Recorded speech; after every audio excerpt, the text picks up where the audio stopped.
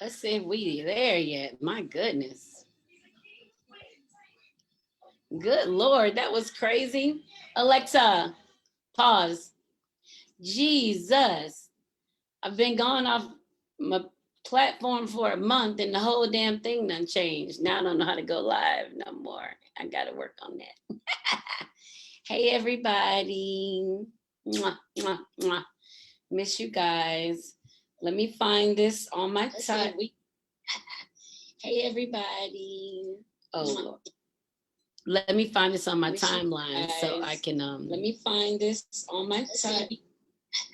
Oh, that's the Facebook still up. See, I told you I'm doing too much.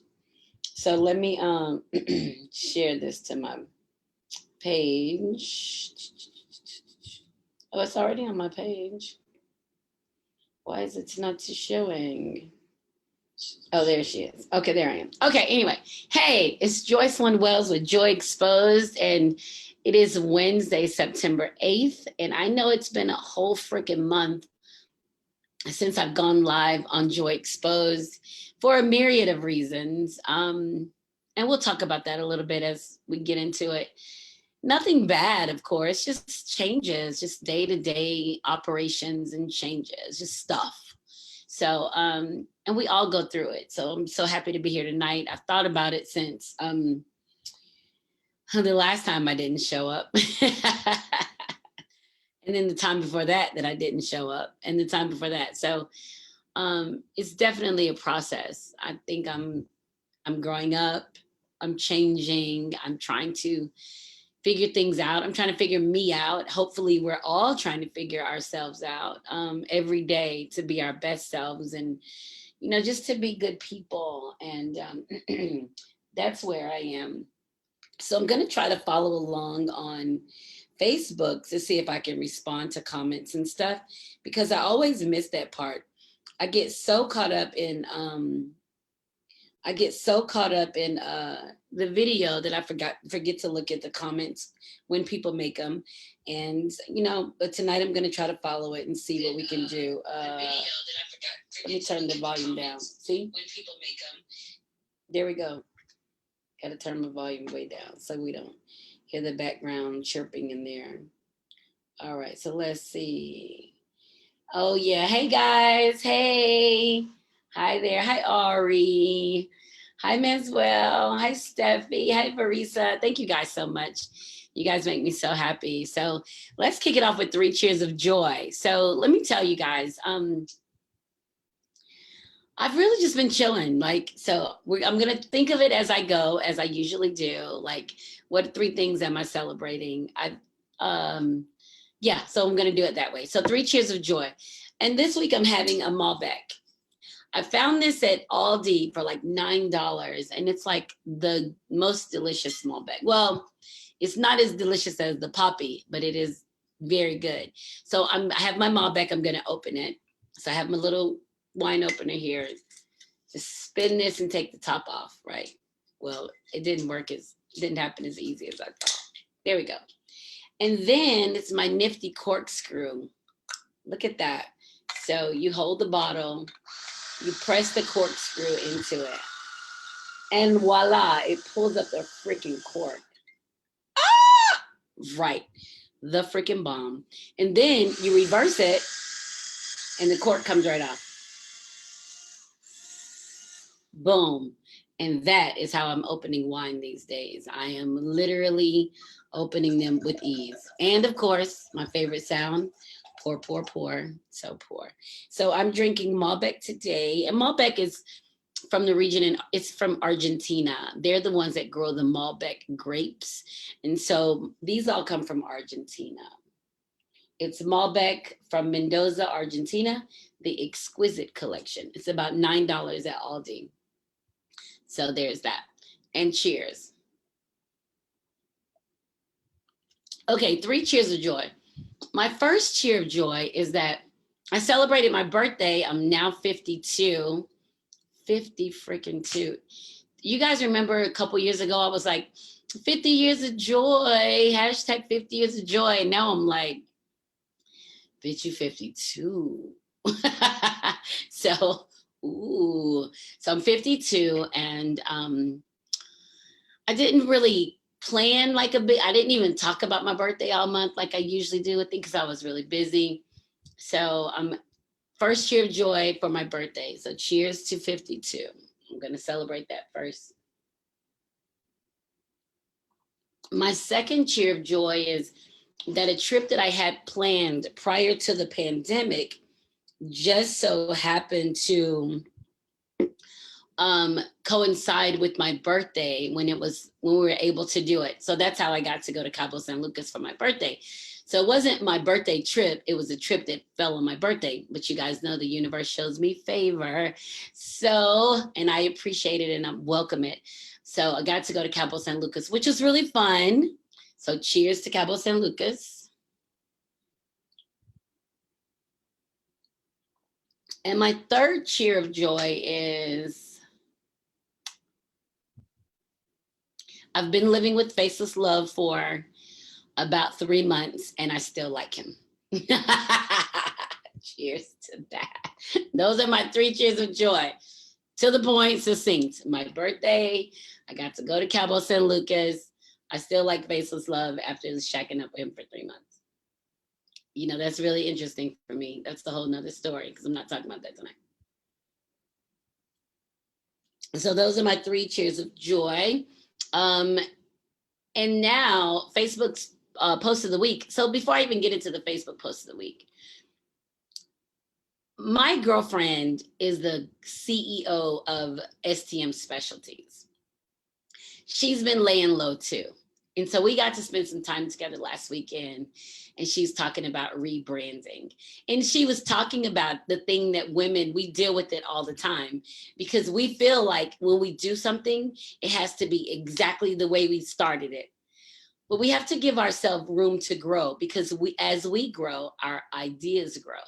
As we develop something new, something else happens to it. Like we just blossom into these amazing gardens where we start out with one thing and then we end up with 20. So she's been kind of kicking herself because she's rebranding and she feels like she can't find her thing. But then I'm telling her, well, that's good you can't find your thing because it makes you work. Like not finding your thing, it makes you keep going. You're not complacent. You're constantly looking.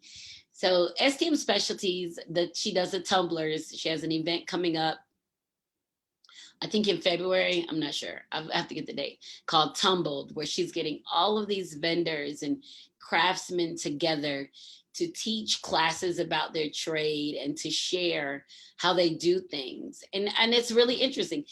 You know, if that's the thing, I'm not creative like that. Like my glass is clear. This is what I'm going to make. I'm going to buy a clear glass. It's going to be clear. But she has this amazing creative mind to take a clear glass or metallic or whatever and make it something else. Like, so she has that creative space. I don't exist in that space. So when we were talking about rebranding and wanting to choose a thing, I'm like, no, why the hell would you choose a thing when you can have 100 things? Like, forget one thing. And so we started talking about the process like that. So stmspecialties.com is what it is. That is her company. And it is at this point, tumblers and crochet and anything creative, anything that you, heirlooms that you want to share with your family and leave, and that's the stuff that she does. And it's a classic quality of heritage, I think. Just, it's something to hold on to. And that's what she does, right? So she's trying to figure out, how do you market this creative historic, I don't know, or family, lifelong, I don't even know what you call it. Like, how do you facilitate movement in this space that wants to dig roots in your family, wants to be passed from generation to generation? You wore it as a baby, and your baby wears it, and your baby wears it, and then your grandbaby wears it, like those items in today. So, you know, she's just brilliant. I mean, it's who she is, and I don't even know if she realizes it yet, but she will, So, so STM Specialties always supports and sponsors the social media post of the week. And let's get on that. Now, all of that to say, I haven't saved any social media posts of the week. I'm just going to rattle off some I remember. So the first one I remember was talking about raising your mother. It was something like, I don't know what I'm going to do with her. She doesn't listen. Thoughts of a child raising their mother, an adult child raising their mother. And I was laughing. I thought that was funny because, it takes some time for our moms to see us as grown-ups. They still see us as kids, and they don't start listening to what you have to say until they trust and respect you as an adult. But I did think that was funny because I remember when I would say stuff and my mom would be like, if you sure that's what you're going to do, then all right. But now if I say something, she's like, oh, tell me more. Can I come? Because she now trusts me as an adult. She trusts that I make decisions that are good for me. She trusts that I'm going to take care of my family and my children. She trusts all of those things. So now when I give her advice or want to share something with her, she's more apt to take it. So, but it is interesting when the shift in taking care of your parents happen, right? So your parents are ambling along doing their things, and then you realize you're the responsible adult. You're no longer the child. And I think it goes both ways. The parent has to respect you and appreciate what you have to say. And then the child has to be in a position to see themselves as now offering guidance and consult to their parents. So it's a tough one, right? So, but I thought that was funny because it said, this girl just don't listen, talking about raising your mama. So that was funny. Another Facebook post that's always coming up is the relationship piece. Oh my God. It drives me insane, right? So I would, before I got in a relationship, I would say, I need somebody to love me as much as I love me more than I love them. Like that was, people passed that down.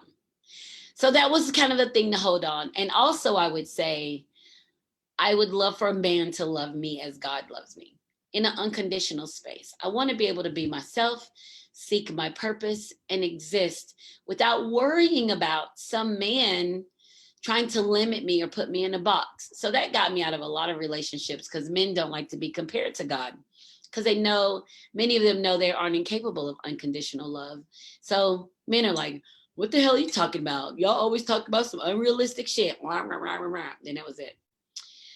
So now this is what I would tell somebody if asked about being in a relationship. And this is going to sound simple as hell. Y'all don't even hate me for this.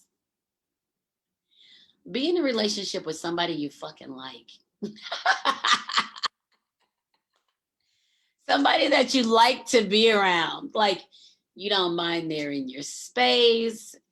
You don't mind the way they sound when they sleep. You laugh with them. You sit with them. You run to the market with them. Somebody you like. Like that's a real, like honestly, that's a real. Like be in a relationship with somebody that you like. Even if you like somebody and you don't like them as a girlfriend or a boyfriend, keep them around because you're going to laugh and you're going to enjoy them and you're going to continue to develop yourself in these spaces.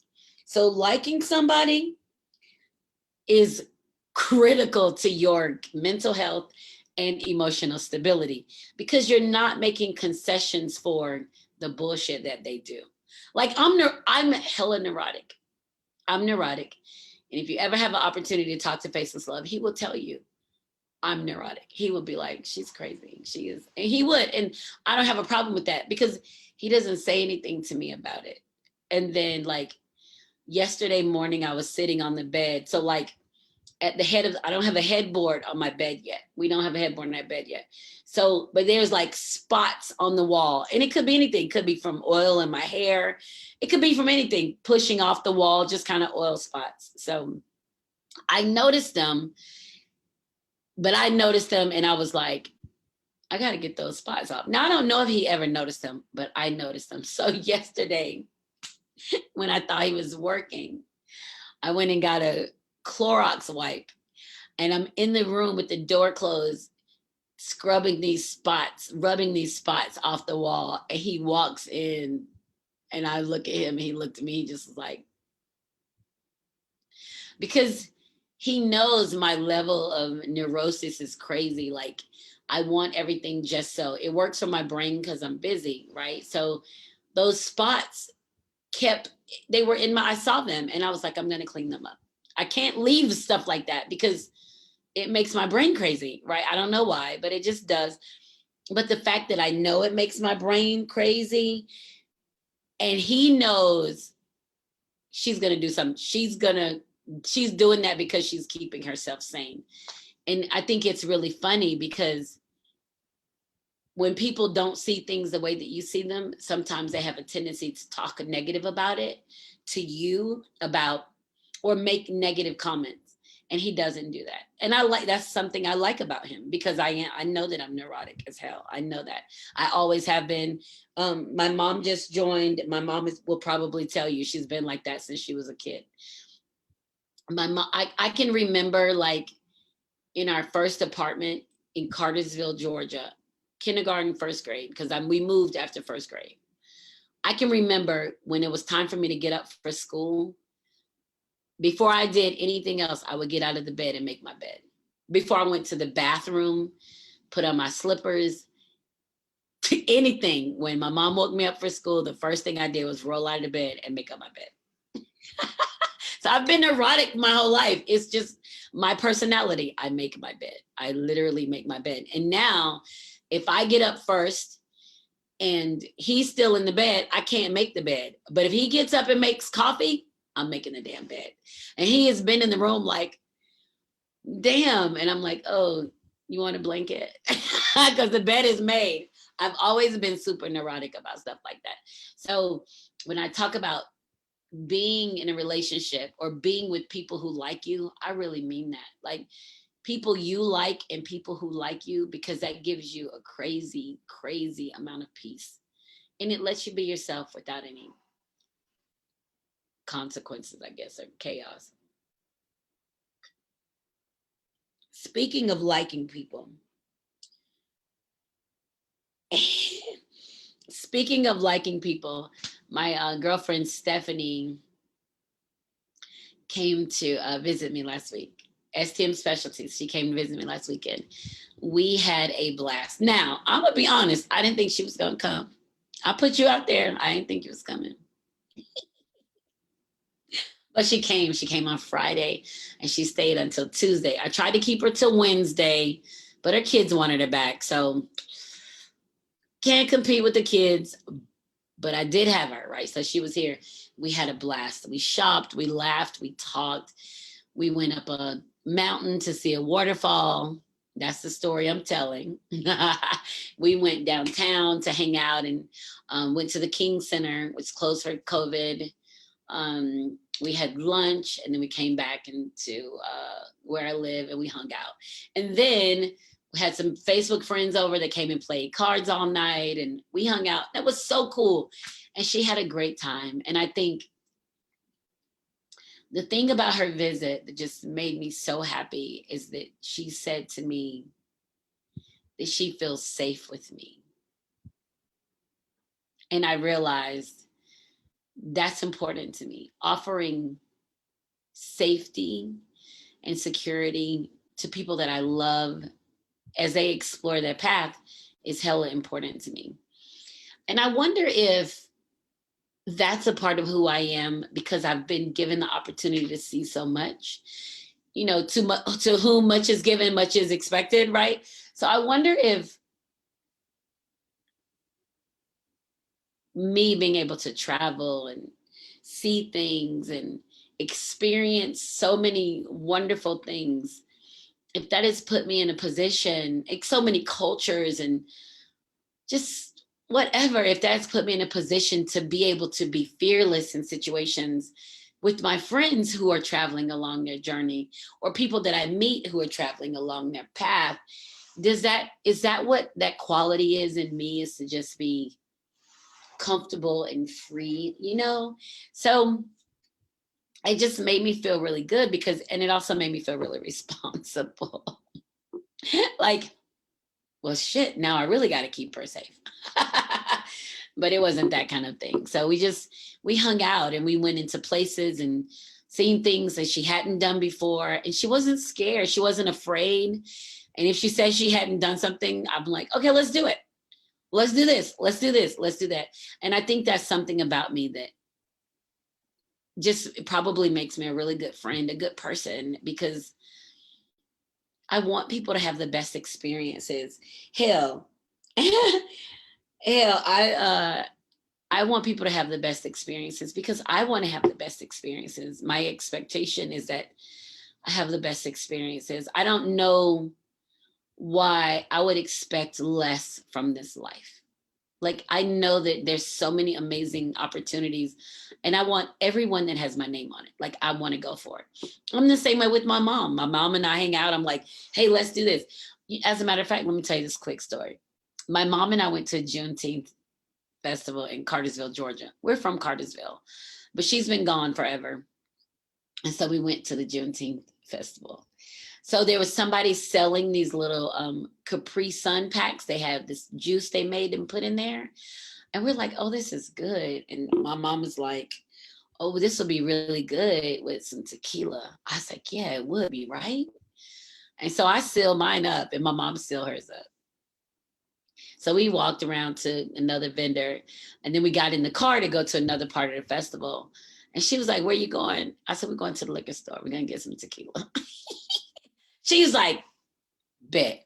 This is my mom. Like, this is why I get to be who I am, because my mom is who she is. And because we speak openly about the bullshit. Like, it's so much stuff that happens growing up, but my mom isn't afraid of it. She's not afraid of having the conversations.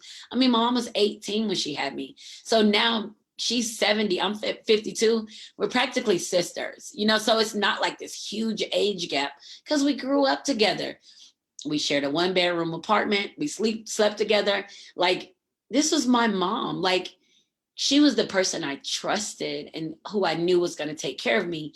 But she was also the person that let me know that we have slim pickings. Like, we don't, not slim pickings like we didn't have anything, but because she worked and I was at school and all this, she had very little bit of room for me to fuck up. Like, so me at school showing out or fighting or acting up, she didn't have time for that shit. So she made that, we're not doing this.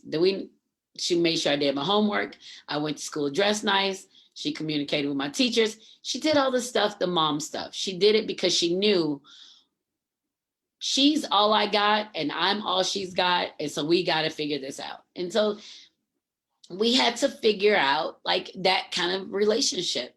And so now that we're older, I mean, it was probably our craziest time was with my sister being born. So what does it mean? Like, does that mean I was jealous of her, or she took up more time, or my mom's responsibilities changed, or probably all of it, resentment, all of that breeds that emotional trauma. All of that crap adds to that.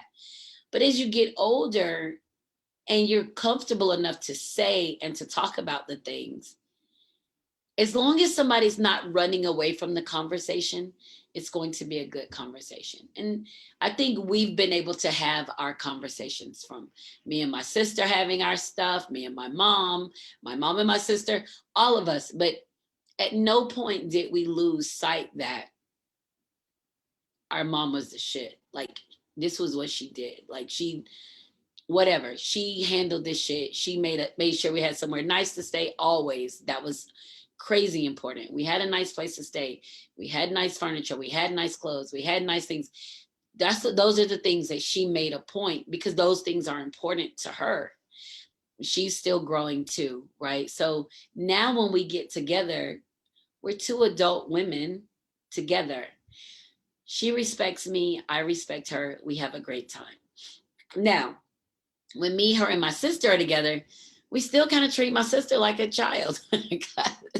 I mean, she's How old is she? Let's see, I'm 52. She's 40. We still kind of treat her like a child because she ain't there yet.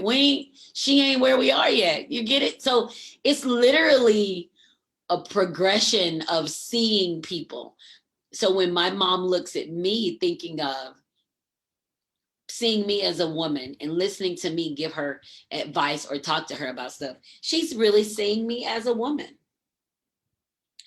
That's what she's seeing. She's like, okay, it's like proving yourself, right? So my sister is still growing. She's 40. She still has kids at home and stuff. So she's growing and learning and doing her thing, and she'll get there. She will, she'll get there. And she thinks she's the boss of all of us, but we just be like, child, she crazy. She don't know. What my mom used to tell me, I could write a book about the stuff she don't know. That's what my mom used to tell me. I could write a book about all this. You think you know everything? I could write a book about the stuff you didn't know. I understand what that means now. Because when I thought I knew everything, and when I thought that I ain't know shit, I was learning. Literally, I was learning. But now I realize, and my mom realizes, okay, finally, she's grown up. She's getting there. She's getting there. So that's just wanted to share that about my mom because I really value the relationship that I have with her. And I value her independence and her desire to do things the way that she knows. But I also value her openness to the changes of things as they're happening in the 21st century. I mean, that's a big ass deal. Everything that's happening from the technology, not being afraid of it, getting online, ordering stuff, playing her music on Pandora. So I really love the fact that she's not afraid of it. And she gets frustrated, but I love that she's like, okay, let me get my shit together. I'm ready. Like, okay. So I value that because she would never, ever let us quit any damn thing. Never, ever. So I think in her mind, she understands that she can't either because it's not a conversation I can have to quit something, I mean, hell, this is the person that didn't let me use erasers. I had to write with pencils, no erasers. So what did that tell you? No freaking mistakes through school. Pens, I couldn't use the eraser pens. I just couldn't make mistakes. And she always says, you've got the best penmanship. You think, Mom, I've been tortured my whole damn life with my handwriting. Of course, it's nice. So it's just really interesting, that dynamic of watching your parents grow up and you growing up too, and respecting the fact that they lived, they had a life. They did shit they're not proud of. They did shit they're ashamed of. They did shit they're proud of and never got recognition. They did shit they want to keep a secret. Because we all do that. Our path is our path. All this stuff that my mom did, none of that shit is not my business unless it becomes my business. But the shit that she did and the secrets she kept as a matter of fact, how about this? The things that she did and the shit that I know about and the secrets I keep, because that shit ain't got nothing to do with me. Those are my words that I live by. That shit ain't got nothing to do with me. If something happened and I don't have any direct control or influence over it and I'm not impacted, that shit ain't got nothing to do with me. So the stuff that I know or the stuff that I see that ain't got nothing to do with me, I don't touch that shit. Which brings me to my next Facebook post of the week. The next one was about a social media post, was about a woman went on vacation and she had an affair with somebody on vacation. The husband found out about it and went to her friend that was on the vacation. As the friend, would you tell? I was like, this shit ain't got nothing to do with me. And I literally mean that. I'm probably the best and worst person to do something with. Because I'm talking, once we in that shit, we in it. But once it's over, it's over. We safe. We keep it moving. I ain't gonna talk about it. And I mean that. So No one in their right mind would come to me asking me questions about their spouse or their significant other. I don't know. Go talk to them. Shit, why are you bringing that to me? It's crazy. Right? So that's how I literally go through my whole life. When situations happen around me, I'm like, does that have anything to do with me? Can I control it? Can I influence it? Has anybody asked me anything directly? Any of those questions, I'm like, oh, okay, fuck it. Blinders. I don't pay shit, no attention. And believe it or not, that saved me a lot of stress with my kids. I do it with my children. If it ain't got nothing to do with me, it ain't got nothing to do with me. And I will say to them, why are you bringing this to me? What do you want? What do you want from me? Why? Well, I can't do nothing about it. I didn't get you all riled up. I can't unrile you. You want to be in my energy? Sit here in my energy, but shut the fuck up with all this screaming and crying and stuff, because I can't do nothing with that. Chill out in my space. You get recharged, get you some rest, and keep it moving. But don't drag me into it, because I don't want to carry the burden of something that I have no control over. And that's literally a conversation I've had with my kids. Like, we can talk about it, but talk about it and get to a solution and keep it moving. But I can't give you any opinion. Either I can't tell you to be mad at your boyfriend or mad at your husband or mad at your girlfriend. I'm not supporting any of that, because you chose your boyfriend, you chose your husband, you chose your girlfriend. Why the hell are you coming to me? These choices you made. I can't do nothing about that. And I literally operate in that fashion, and it saves me a lot. But it also gets people to say that I seem very apathetic. I don't care. And then I'll be like, their opinion of me has nothing to do with me. And so fuck it. Which is the truth. Like, I'm like, well, I appreciate your opinion of me.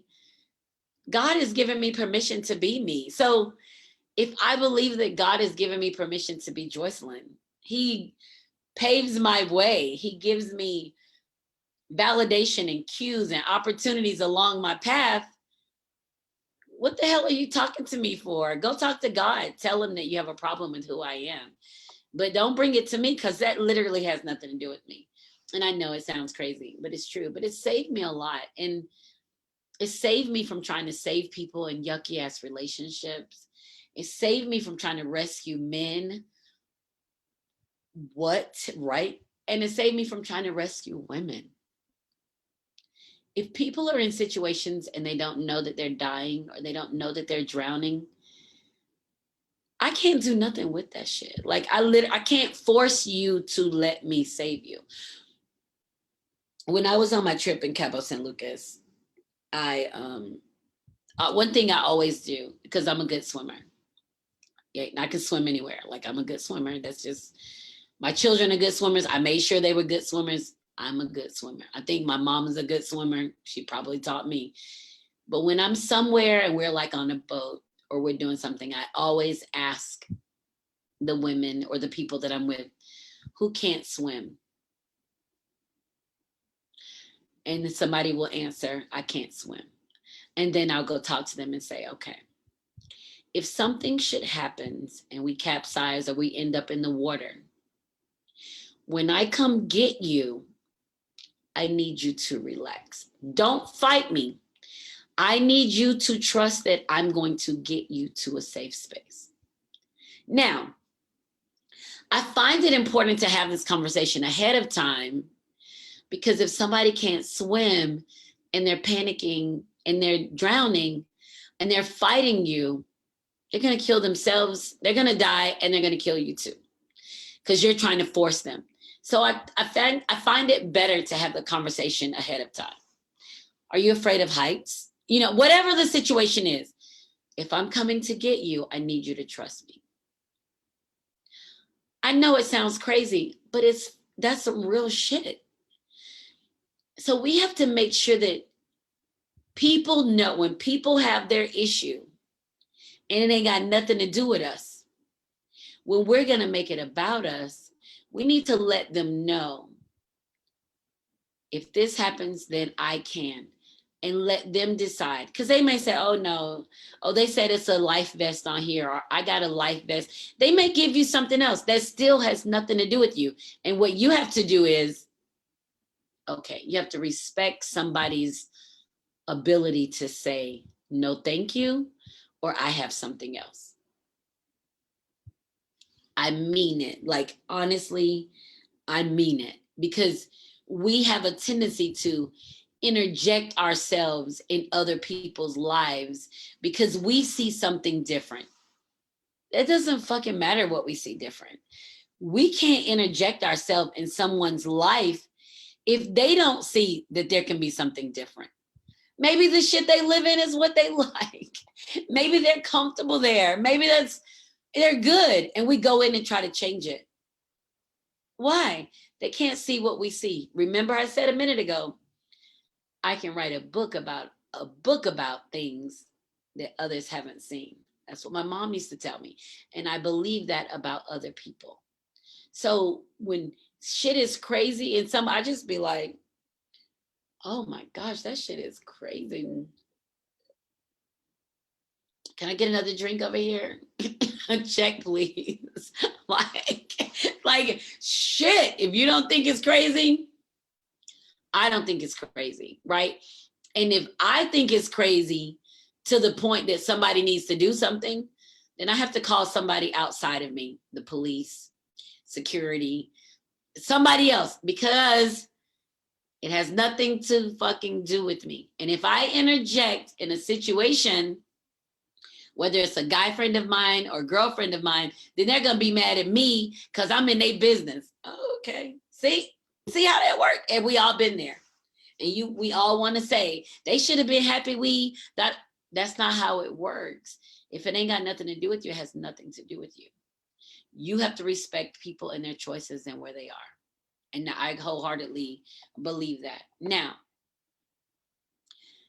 if I see something amazing in you, I'll ask you, hey, have you ever thought about such and such?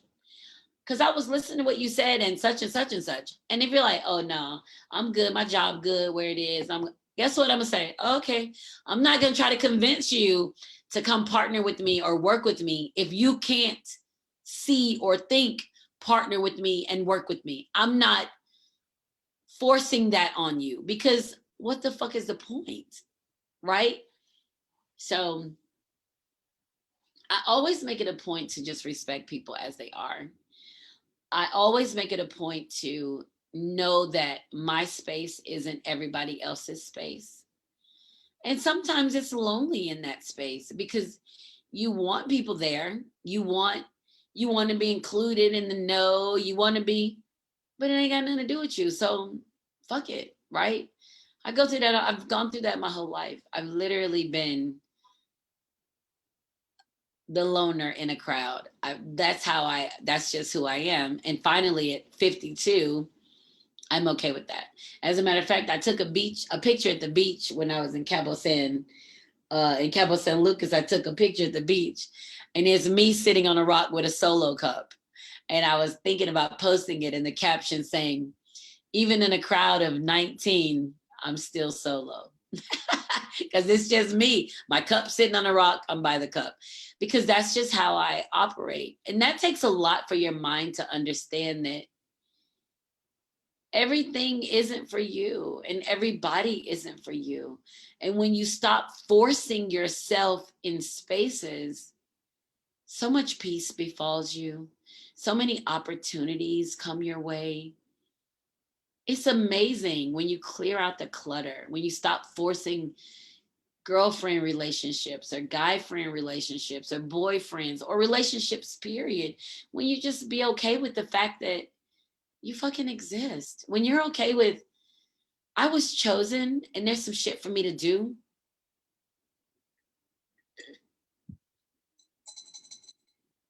Let me go do it.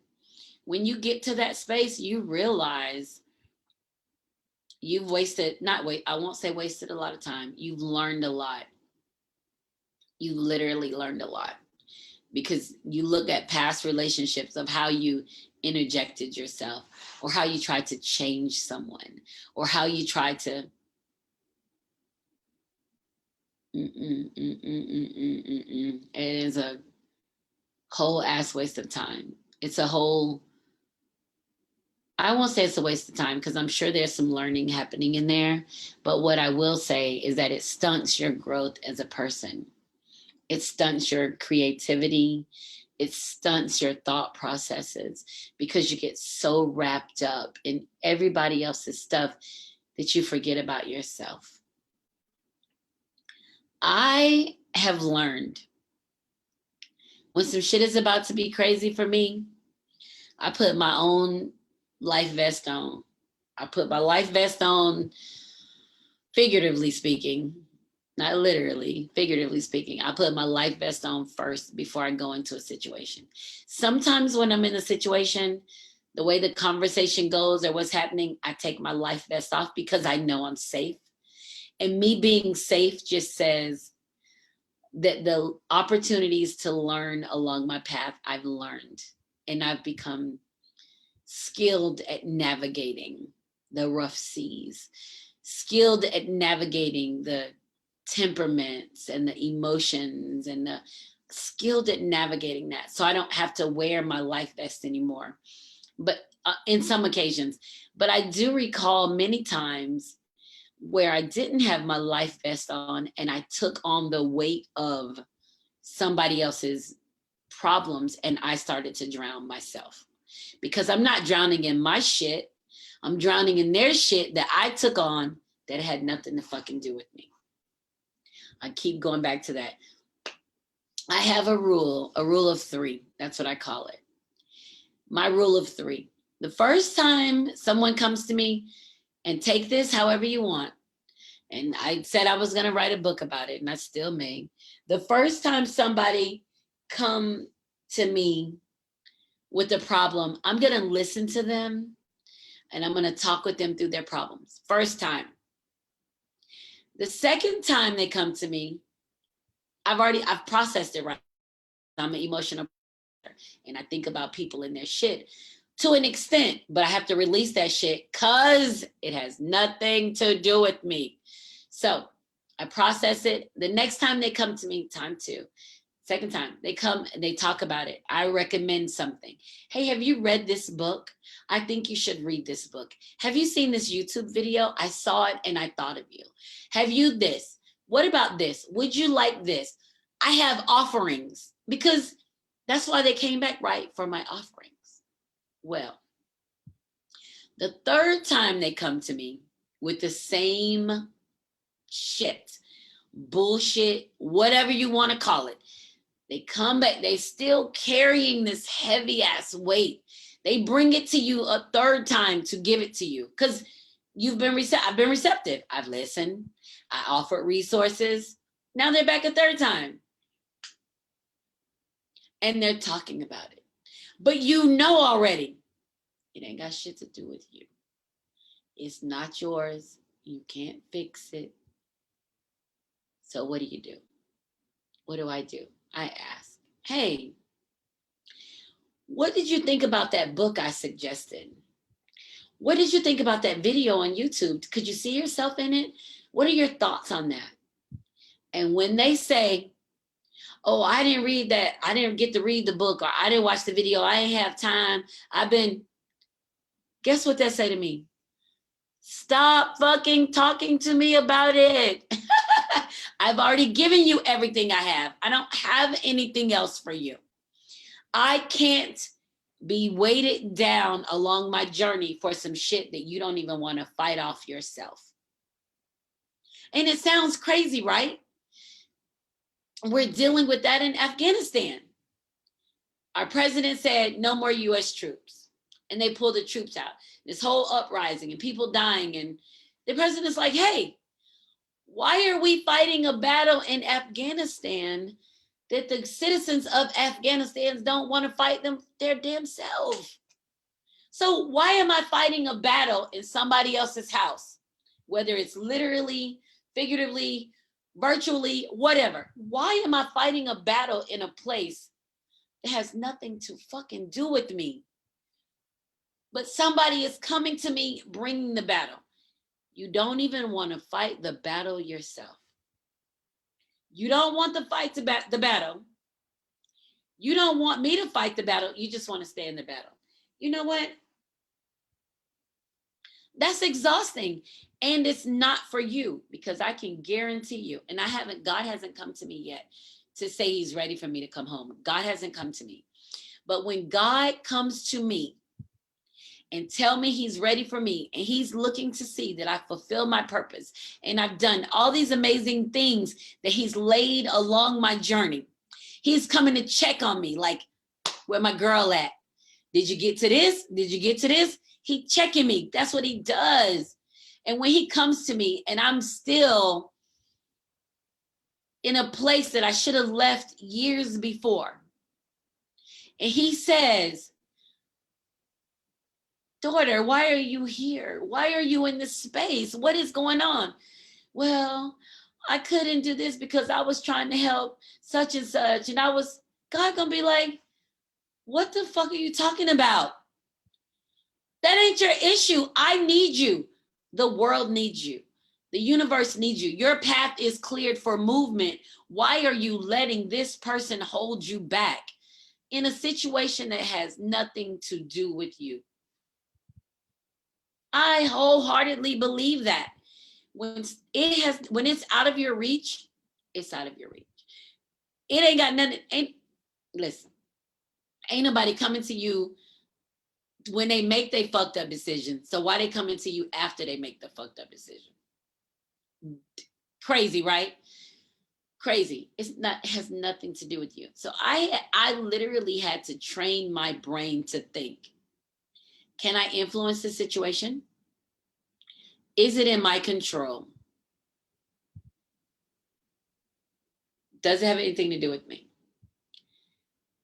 If those answers are no, I keep it fucking moving.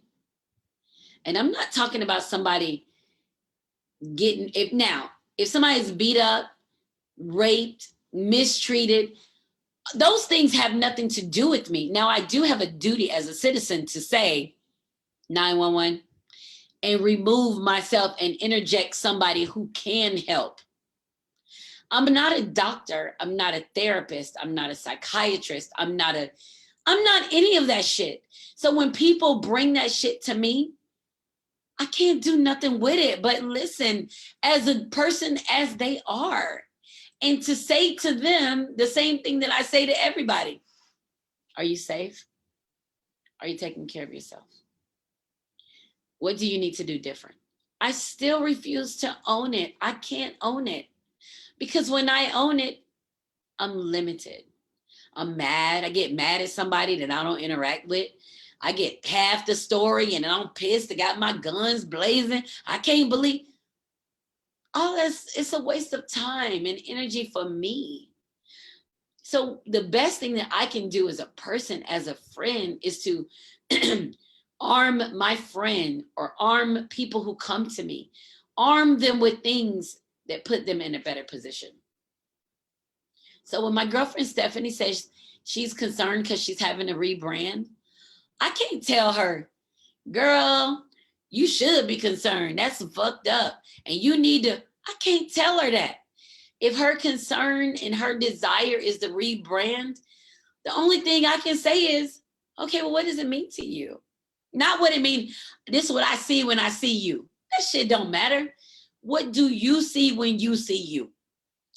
What's your internal clock? What's your internal lens? What do you see when you see your business? What do you see when you see your growth? What do you think when you think about your customers? These are all things she has a lens for and control over. And we all have to do that. Somebody's opinion about me really fucking doesn't matter unless they're in a position, unless they're more experienced in the area, in a position that they can offer me guidance or an opportunity, and it's genuine, You really can't say anything about the way that Joycelyn does Joycelyn, because Joycelyn is figuring it out. And I know that God hasn't told you how to do Joycelyn, because hell, do you. You doing me and you doing you, right? Come on. So I had to learn that because I look for a lot of validation and understanding and completion from other people when it really doesn't matter what other people think when they see you. Are you happy with who you are? Do you feel like you're in a good place? Are you harming anybody as you travel your path? Those are questions that we have to ask. If you can say no to those things, yes, I'm happy. No, I'm not harming anyone. I'm good with where I am. Then keep it fucking moving. Nobody has the insight on you. No one. Now, there are some techniques and models and systems that work. Maybe it's yours, maybe it's not. But at no point are you supposed to lessen who you are to try to fit into a box that somebody else has created. That's not what that is. And when you do that, it may seem good, but there's suffrage in it. You still have an obligation to be true to who you are, to satisfy your purpose within the universe. You still, that doesn't go away. It doesn't matter how much money you have. We see it in Hollywood in famous people all the time. They make stupid money. They seem like they have the great life, and then you read about them, they died from a drug overdose. Why are they doing drugs? Because they're looking for something else. They're looking for something outside of what they have. And that is how you know that your path is your path. You travel your path, you do the things you're supposed to do, and you're happy. You put your life best on first. When you enter situations, until you know you're safe, put on your fucking life vest. Wear it proud. Because people be like, oh, you tripping. Because I don't know what kind of bullshit y'all on up in here, and I got to be safe. Protect self, right? Protect. Huge. I'm big on that. And me being big on protecting who I am is also making it a point to live openly and honestly and provide a safe space for people who come around me. Now, is it some moochers and some shit? There have been, but now the moochers can't get close because they understand she can see me. She can see me and she's not going to be for my bullshit. Unless I go around her and I'm honest and open about who I am, she's going to see me. And the moochers stay away. Gosh, man, it's 10 o'clock already, you guys. I'm back. Joy exposed. Anyway, so this has been a great conversation. And this is what I talk about all the time. There's nothing better than you. No one was chosen to be greater than you. No path is better than yours. You have a thing that you have to do. And because God is full of surprises and jokes, there are many, many, many, many, many offshoots of your path along your journey. You can try things, you can fuck up, you can recover, you can keep going. The thing is, you stay in control of you and you don't get caught up in shit that has nothing to do with you. You can spend years with somebody trying to fix them. That shit ain't got nothing to do with you. You want it to because you feel like you can help them. You can't.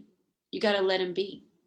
And it's not fair to you to limit your movement because of another person. Mm-mm-mm. So maybe next week we'll talk about that, those emotional connections, emotional abuse. I talked about that a couple of years ago. I need to probably bring that back up again.